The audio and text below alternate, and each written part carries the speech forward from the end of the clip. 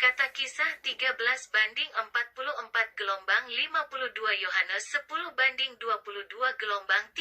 Wahyu 7:9-17 Judul menyebarkan Injil Yesus, penyelamatan Tuhan, kepada orang bukan Yahudi Kisah 13:44. Dan pada hari Sabat berikutnya hampir seluruh kota berkumpul untuk mendengarkan firman Tuhan. 45. Ketika orang-orang Yahudi melihat orang banyak itu, mereka menjadi iri hati. Dan mereka membantah dan memfitnah apa yang dikatakan Paulus. 46. Paulus dan Barnabas berbicara dengan berani, berkata, firman Tuhan harus terlebih dahulu diucapkan kepadamu. Tetapi kamu menolaknya dan menilai dirimu tidak layak untuk hidup yang kekal. Jadi kami beralih ke orang-orang bukan Yahudi. 47. Demikianlah Tuhan memerintahkan kita. Aku akan menjadikanmu terang bagi bangsa-bangsa lain, agar kamu dapat menyelamatkan sampai ke ujung bumi. 48. Ketika orang-orang bukan Yahudi mendengarnya, mereka bersukacita dan memuji firman Allah. Dan semua orang yang ditetapkan untuk hidup yang kekal menjadi percaya. 49. Sabda Tuhan menyebar ke seluruh wilayah. 50. Kemudian orang-orang Yahudi menghasut wanita-wanita saleh dan orang-orang kuat di kota itu untuk menganiaya Paulus dan Barnabas, dan mengusir mereka dari daerah itu. 51. Keduanya mengibaskan debu dari kaki mereka dan pergi ke Ikonium. 52. Para murid penuh sukacita dan Roh Kudus Yohanes 10:22. Hari Raya Penahbisan tiba di Yerusalem, karena saat itu musim dingin. 23. Yesus sedang berjalan di serambi Salomo di Bait Allah. 24. Orang-orang Yahudi mengepung mereka dan berkata, berapa lama Anda akan membuat pikiran kami ragu? Jika Anda adalah Kristus, bicaralah terus terang. 25.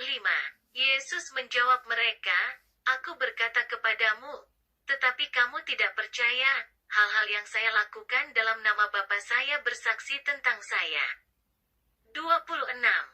Anda tidak percaya karena Anda bukan domba saya. 27. Domba-domba saya mendengar suara saya mengenal mereka, dan mereka mengikuti saya. 28. Aku memberi mereka hidup yang kekal. Dan mereka tidak akan pernah binasa, dan tidak ada yang akan merebut mereka dari tanganku. 29. Ayah saya, yang telah memberikan mereka kepada saya, lebih besar dari semua. Tidak ada yang bisa merebut mereka dari tangan Bapa saya. 30. Dia mengatakan bahwa saya dan Bapa adalah satu. Wahyu 7:9. Setelah itu, saya melihat orang banyak yang tidak terhitung jumlahnya. Dari setiap bangsa, suku, kaum dan bahasa, berdiri di hadapan tahta dan di hadapan Anak Domba, berpakaian putih, dengan cabang-cabang palem di tangan mereka. 10. Mereka berseru dengan suara nyaring. Katanya, keselamatan adalah milik Allah kita yang duduk di atas tahta dan Anak Domba. 11. Semua malaikat berdiri mengelilingi tahta dan tua-tua dan keempat makhluk hidup. Dan sujud di hadapan tahta dan menyembah Tuhan. 12. Mengucapkan, amin, berkat dan kemuliaan dan hikmat dan ucapan syukur dan hormat dan kekuatan bagi Allah kita selama-lamanya. 13. Salah satu tetua menjawab dan berkata kepada saya, siapa ini yang berpakaian putih, dan dari mana asalnya? 14. Aku berkata, kamu tahu, Tuanku. Dia berkata kepadaku, ini adalah orang-orang yang keluar dari kesusahan besar, dan telah mencuci jubah mereka dan membuatnya putih di dalam darah Anak Domba. 15. Karena itu mereka berdiri di hadapan tahta Allah, dan melayani Dia siang dan malam di bait sucinya, dan Dia yang duduk di atas tahta itu akan mendirikan kemahnya di atas mereka. 16. Mereka tidak akan lagi kelaparan, atau kehausan, atau ditimpa matahari atau panas terik. 17. Karena anak domba yang di tengah tahta itu akan menjadi gembala mereka dan akan menuntun mereka ke mata air kehidupan. Dan Tuhan akan menghapus setiap air mata dari mata mereka. Teks kata Kisah 13:44-52 Yohanes 10:22-30 Wahyu 7:9-17 Judul menyebarkan Injil Yesus, penyelamatan Tuhan, kepada orang bukan Yahudi Injil Yesus, keselamatan Allah. Diberitakan kepada orang bukan Yahudi. Melalui Paulus dan Barnabas, Injil diberitakan kepada orang bukan Yahudi di Antiokhia di Pisidia. Teks tersebut menginstruksikan kita bahwa Injil yang sama pun dapat menjadi jalan kehidupan atau jalan kematian, tergantung pada keadaan pikiran orang yang mendengarnya. Ada jemaat campuran orang Yahudi, proselit, dan bukan Yahudi. Mereka semua berada dalam posisi ketidakpercayaan yang sama sampai saat itu. Dan mereka semua mendengar Injil yang sama dari pengkhotbah yang sama pada waktu yang sama. Namun, di antara mereka ada yang beriman dan memperoleh hidup yang kekal. Dan ada yang tidak beriman lalu mati. Kemudian, dengan memeriksa teks utama tentang bagaimana hasil yang berlawanan ini muncul, saya ingin belajar tentang sikap yang benar terhadap Injil. Injil diberitakan kepada orang bukan Yahudi. 1. Injil diberitakan kepada orang bukan Yahudi. Ini adalah orang bukan Yahudi yang menyambut Injil.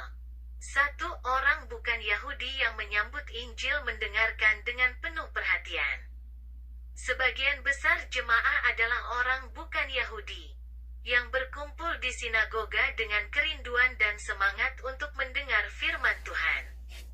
Sebagian besar penduduk kota berkumpul untuk satu tujuan mendengarkan firman Tuhan dan dengan penuh semangat mendengarkan Injil yang diberitakan oleh Barnabas dan Paulus ayat 44. Karena iman timbul dari pendengaran, Rom pukul 10.17, iman tidak dapat timbul tanpa mendengar firman.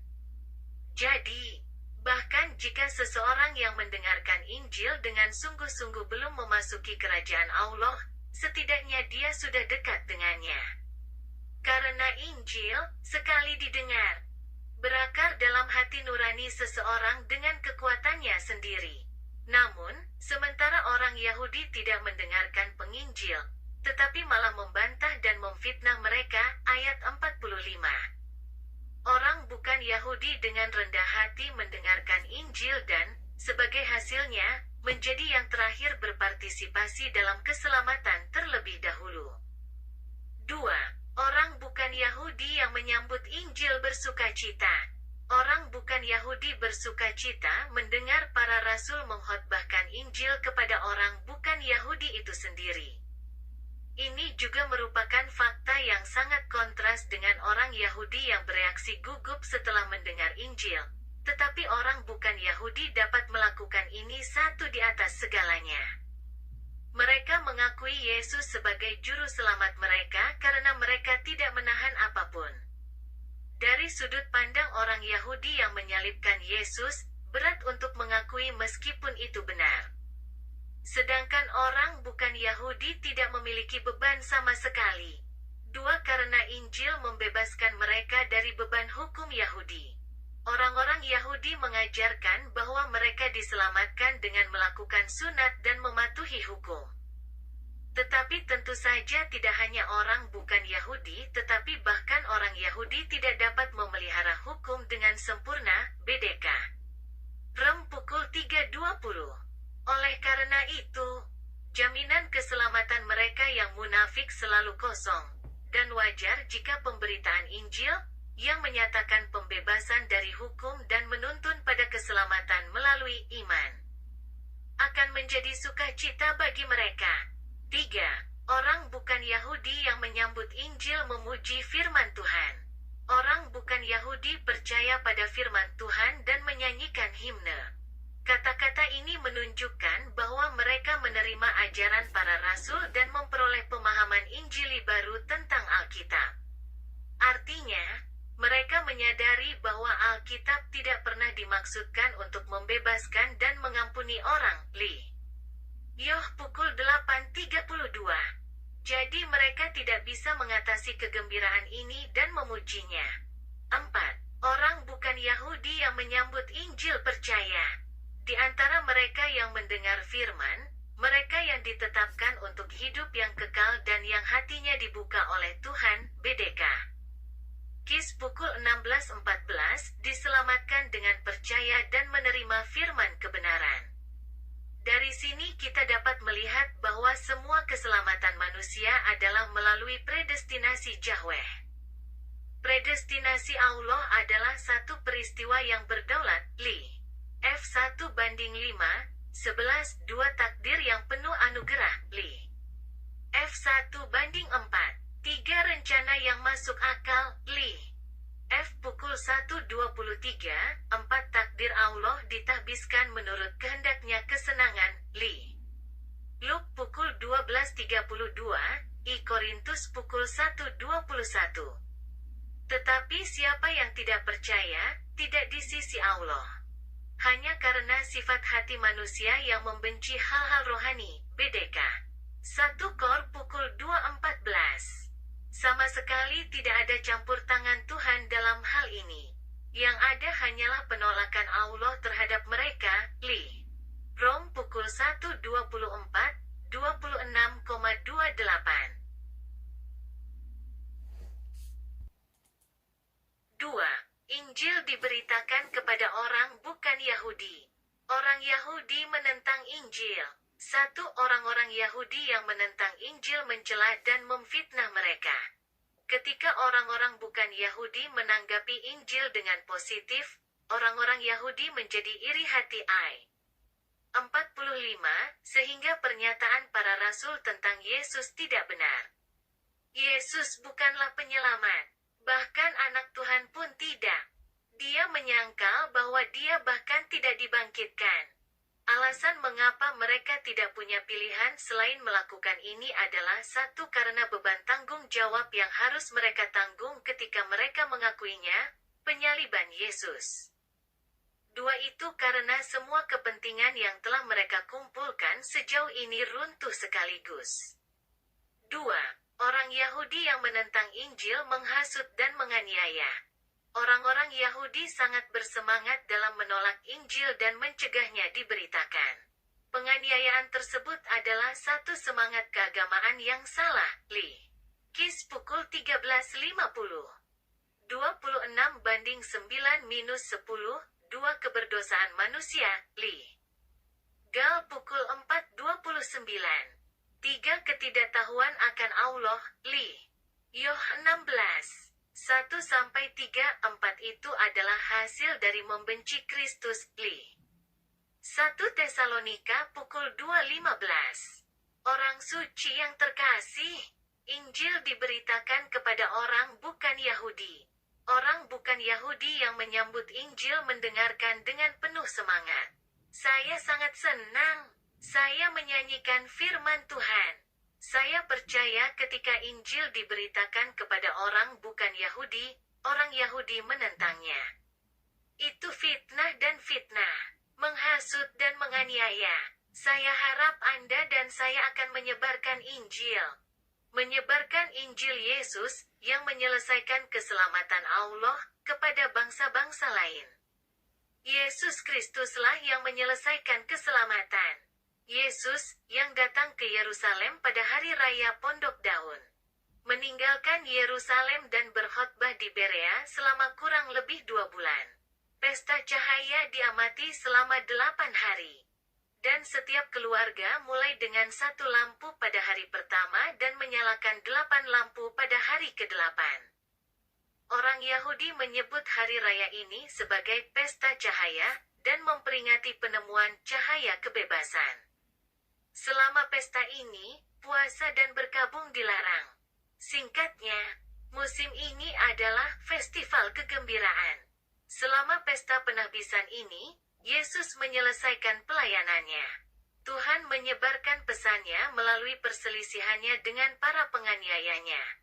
1. Apakah Yesus yang menyelesaikan keselamatan Allah adalah Kristus? 1. Ini adalah pertanyaan para penganiaya.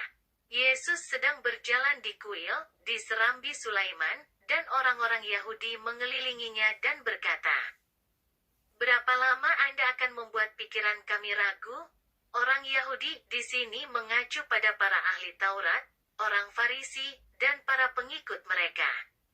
Pertanyaan mereka tentang Yesus juga mengandung jebakan. Jika Anda langsung menjawab, "Ya," mereka memutarbalikkannya dan mencoba menuntut Sanhedrin karena menghujat Tuhan atau menuduh Anda memberontak dan menyerahkannya kepada gubernur Romawi. Namun, Sang Bhagava, yang mengetahui kelicikan mereka, mengucapkan kata-kata pengakuannya secara tidak langsung bahkan pada saat ini. Namun demikian, mereka marah kepada Tuhan. Ayat 31. Terang kebenaran tidak bersinar bagi mereka yang hatinya tidak terbuka bagi Kristus. 2. Apakah Yesus yang menyelesaikan keselamatan Allah adalah Kristus? Ini adalah pertanyaan abadi umat manusia. Yesus, apakah Anda seorang Kristen? Adalah pertanyaan yang ditanyakan setiap manusia setidaknya sekali. Mengapa? Karena semua orang merindukan keselamatan. Pertanyaan ini adalah pertanyaan eksistensial yang akan ditanyakan selamanya sampai Yesus datang kembali sebagai Tuhan yang mulia. Epicentrum dari pertanyaan ini adalah dosa. Selama manusia berdosa, pertanyaan ini akan terus berlanjut. 2. Adalah Yesus Kristus yang menyelesaikan keselamatan Allah. Ada yang akan diselamatkan dan ada yang tidak. Domba-dombaku mendengar suaraku, aku mengenal mereka. Dan mereka mengikutiku. Ayat 27. Mereka yang mengenal Yesus sebagai Mesias, yaitu Kristus, memahami kebenaran Kristus, sama seperti domba mengenal suara gembala. Dikatakan bahwa mereka adalah orang-orang yang mengikuti Kristus seperti domba mengikuti gembalanya. Perhatian, pengertian, dan penerimaan akan kebenaran adalah anugerah yang diberikan kepada mereka yang diselamatkan. Namun, mereka yang tidak dapat diselamatkan tidak memahami kebenaran bahkan ketika mereka mendengar kebenaran, dan tidak percaya bahkan ketika mereka melihat mujizat. Ayat 25-26. Itu karena hati mereka bingung dan telinga mereka untuk mendengar kebenaran dan mata mereka untuk melihat hal-hal rohani tertutup. BDK Rom 11:8.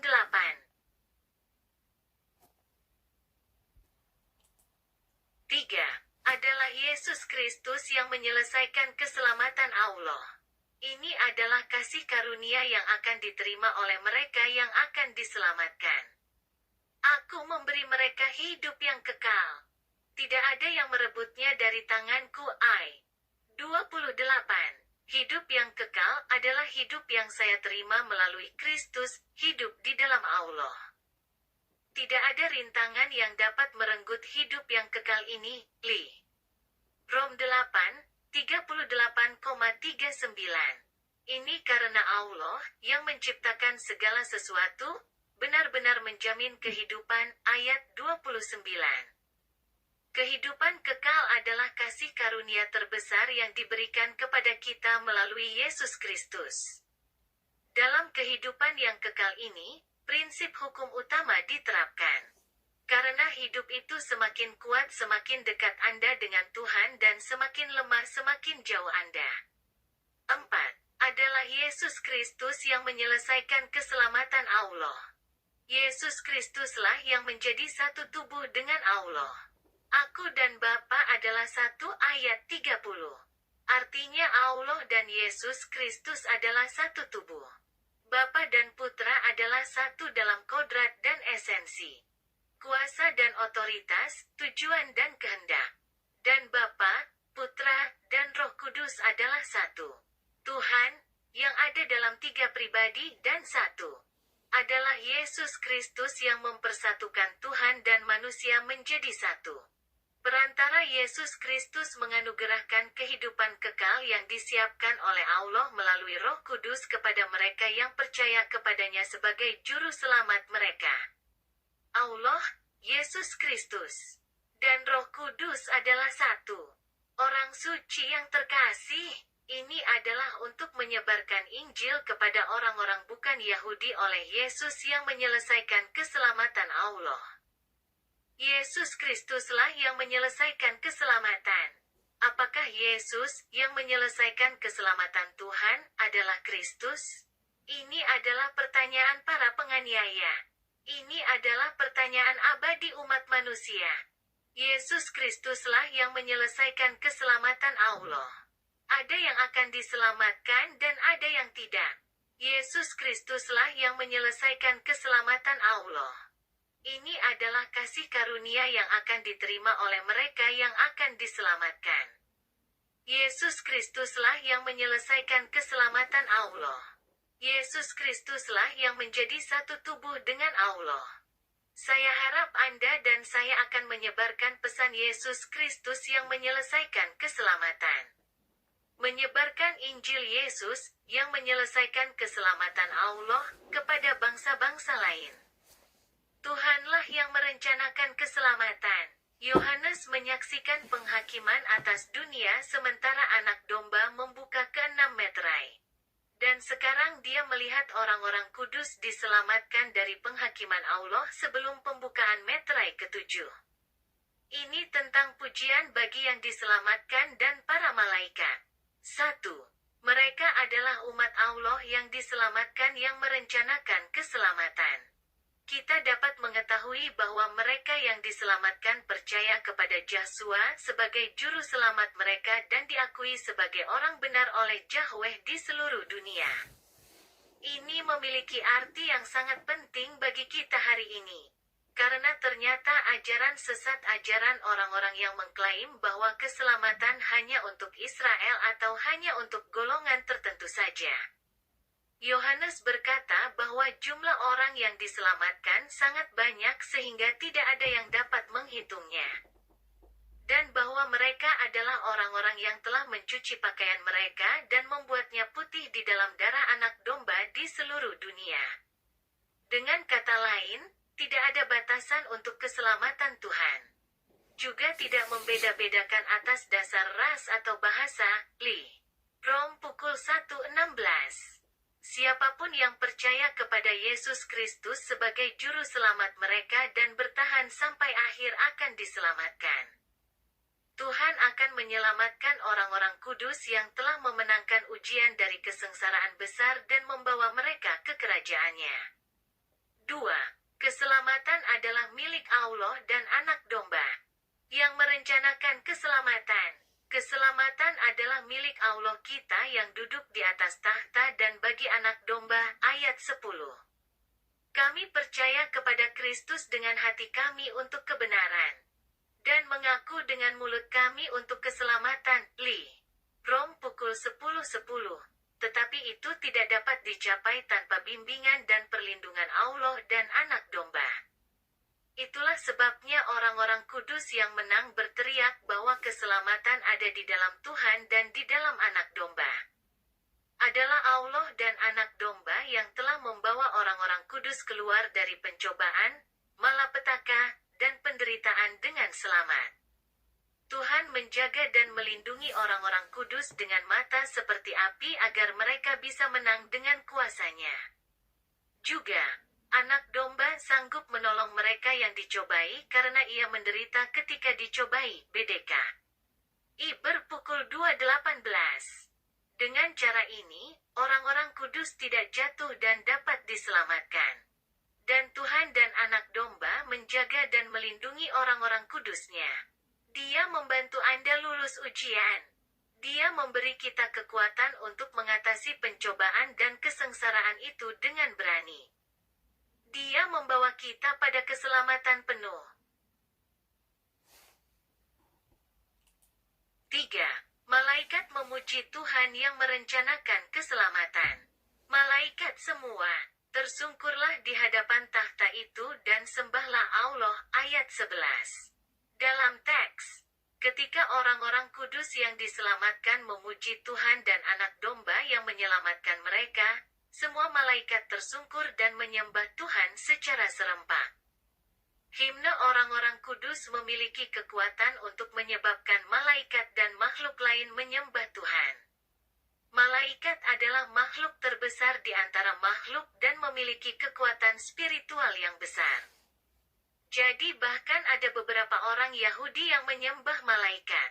Fakta bahwa mereka menyembah Tuhan dengan wajah di lantai menunjukkan betapa para malaikat sangat menghormati Tuhan.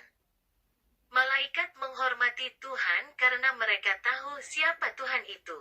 Mereka yang tidak mengenal Tuhan tidak menghormati Tuhan. Para malaikat menyanyikan puji-pujian karena mereka mengetahui pemeliharaan Allah yang ajaib akan penebusan, kemuliaan, hikmat, kasih karunia, kuasa, dan kehormatan. Ayat 12. 4.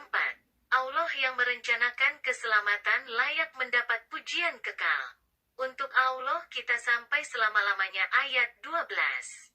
Tuhan adalah yang pertama dan terakhir dari segala sesuatu di alam semesta. Dia tetap sama selamanya, dan Dia sangat mencintai kita sehingga Dia memberikan putra tunggalnya tanpa tanggung-tanggung. Oleh karena itu, Dia layak dipuji oleh semua manusia, malaikat, dan makhluk. Tak seorang pun di dunia ini yang bisa menjadi objek pujian. Mereka semua adalah makhluk yang terbatas. Mereka adalah makhluk yang dapat binasa. Mereka yang memuji atau menyembah mereka akan binasa dengan kerusakannya. Objek pujian hanyalah Tuhan yang kekal.